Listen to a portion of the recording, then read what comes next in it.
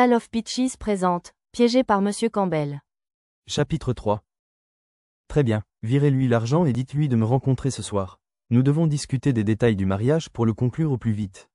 Je la présenterai à ma famille la semaine prochaine, après le mariage, répondis-je rapidement. 20 millions ne sont rien comparé à l'héritage de mon entreprise venant de mes parents. Pourquoi la semaine prochaine, monsieur? Vous n'inviterez pas votre famille à votre mariage?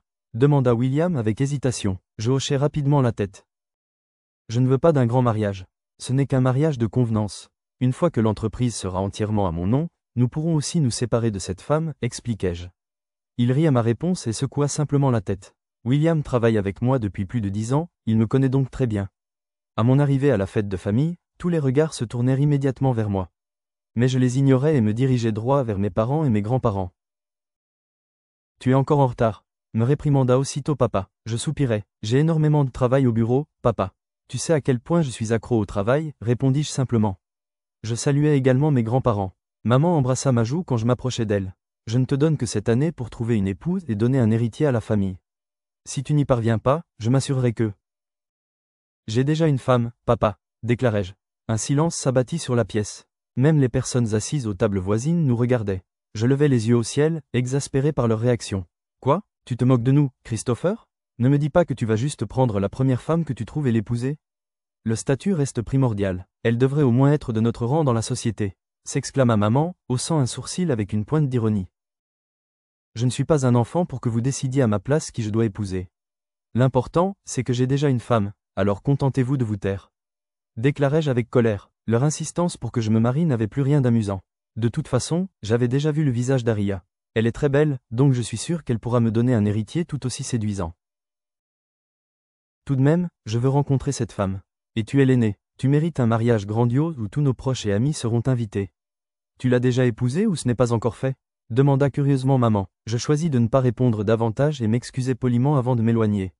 J'aperçus Jared et quelques-uns de nos cousins, alors je les rejoignis.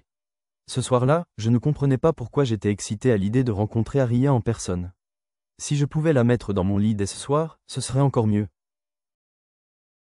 Mais plus la nuit avançait, plus elle tardait à arriver, alors j'appelai William. Allô? Je lui ai dit 8 heures, monsieur. Avez-vous utilisé le numéro que je vous ai donné? Demanda-t-il, surpris lorsque je lui mentionnais qu'Aria n'était toujours pas là. Oui, mais il est hors service. Répondis-je, frustré. Et si elle s'était désistée? Putain, ce n'est pas possible, j'ai déjà parlé d'elle à ma famille. Je refuse d'être humilié, m'énervai-je. Attendez, monsieur, laissez-moi la rappeler, dit-il nerveusement. Je mis fin à l'appel et serrai le poing sur la table. L'agacement monta en moi, surtout avec les serveurs qui revenaient sans cesse prendre ma commande. Je n'arrivais pas à me décider, car je ne connaissais pas les préférences alimentaires d'Aria. 2 heures supplémentaires passèrent, et Aria ne se montra toujours pas. C'était la première fois que j'attendais une femme. D'habitude, elle faisait la queue pour moi, mais ce soir, on m'avait posé un lapin. J'avais du mal à contenir la colère qui bouillonnait en moi. William avait fait de son mieux pour la contacter, mais il avait échoué. Maintenant, il se plaignait sur le site internet. C'était tellement embarrassant, et je ne supportais pas cette foutue humiliation. Dans les jours qui suivirent, ma famille et mes amis apprirent l'humiliation que j'avais subie. Je ne savais pas comment ils l'avaient découvert, mais ils étaient maintenant extrêmement déçus de moi.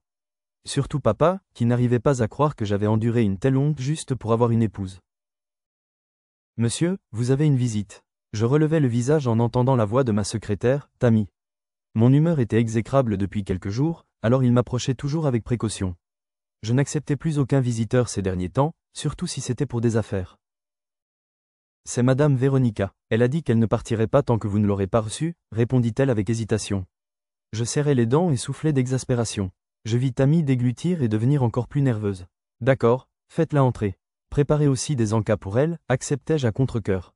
Véronica est une de mes amies d'université, et je savais qu'elle ne lâchait jamais l'affaire quand elle voulait quelque chose. Très bien, monsieur. Elle s'excusa poliment avant de sortir. Juste après, Véronica fit son entrée. Elle portait une robe noire moulante et une paire de bottes. Qu'est-ce que tu fais ici?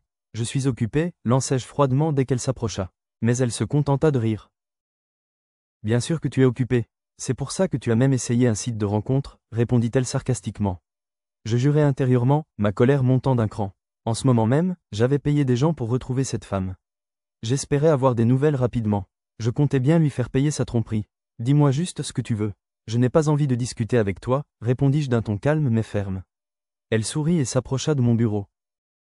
Épouse-moi, Christopher. Je peux être une bonne épouse pour toi, et je te donnerai autant d'héritiers que tu voudras, dit-elle d'une voix douce, cherchant à me séduire. Mes lèvres s'entr'ouvrirent de surprise. En réalité, je n'avais qu'un an de plus que Véronica. Elle était actuellement séparée de son mari, qui l'avait trompée. À l'université, elle m'avait avoué ses sentiments, mais je ne l'avais toujours vue que comme une amie. Le mariage n'a rien de sérieux pour moi, Véronica. J'ai seulement besoin d'un héritier pour faire taire ma famille. Et puis, nous sommes amis, et je ne veux pas compliquer les choses, déclarai-je franchement. Elle rougit de honte, mais je devais être honnête avec elle. Je la considérais comme l'une de mes amies les plus proches, et je voulais que cela reste ainsi. Christopher, tu sais que je t'aime depuis longtemps, non? Je peux te donner un héritier. On restera amis, rien ne changera. Je fais juste ça pour sauver la face, d'accord? Alors, accepte, insista-t-elle. Je fus pris au dépourvu lorsqu'elle s'assit soudainement sur mes genoux et m'embrassa sur les lèvres. Je ne bougeais pas immédiatement, encore sous le choc de ce qu'elle était en train de faire. Nous avions déjà essayé d'avoir des rapports intimes à l'université, mais cela n'était jamais arrivé à nouveau, car je n'avais ressenti ni étincelle ni attirance pour elle. Je n'avais même pas été excité lorsqu'elle s'était déshabillée devant moi. Monsieur, le détective Richard est là, et... Oh, désolé, désolé. Je sortis de ma torpeur en entendant la voix affolée de ma secrétaire. Je repoussai délicatement Véronica et me levai.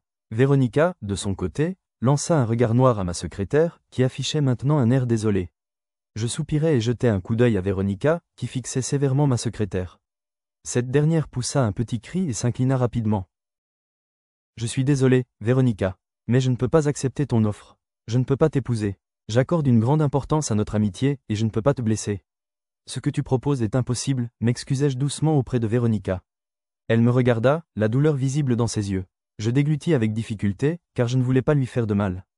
Mais il valait mieux être clair sur ce qu'il y avait entre nous. Piégé par Monsieur Campbell est désormais disponible sur Innovel. Les liens sont dans les commentaires.